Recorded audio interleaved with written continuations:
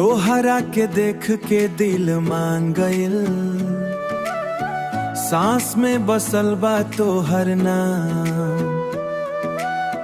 पहिला एहसास प्यार के भइल, जैसे मिल गइल दुनिया के थाम। नजरिया मिलते धड़कन बढ़ल, मनवा हो गइल बेकाम।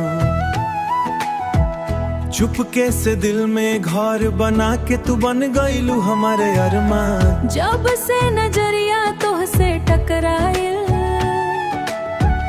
नींदो हमार उड़ गइल रे।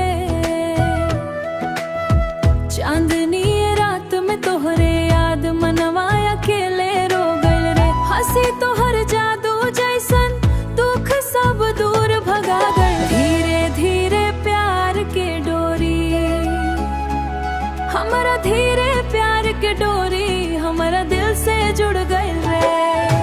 ओ तोहरे बिना अब लागे न जी, दिनों न कटे रतिया। हाथ पकड़ के साथ चलो न बना लिया जे आपन दुनिया। रउआ हमार हम रउआ के ये रिश्ता सदा निभाए।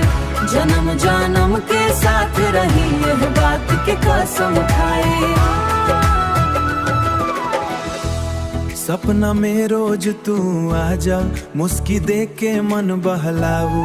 सांझ भइल की याद सतावे, नाम तोहर होठ पे आवे।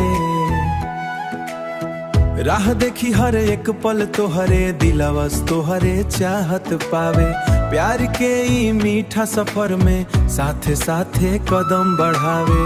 धड़कन में बसल बा तोहर सूरत, मनवा तोहरे गीत गावे। बारिश के बूंद में तोहर छवि, अखियां में सपना सजावे। रउआ संग जी अब रउआ संग मरब, ई वादा दिल दोहरावे।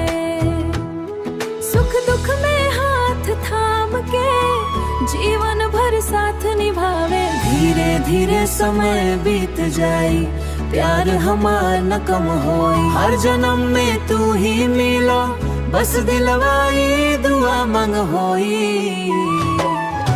तोहे बिनो ना कैसे कनिया बना लिया जे चढ़ल बनिया। कबहू ना फीका पड़ाई, ई जोड़ी अमर बन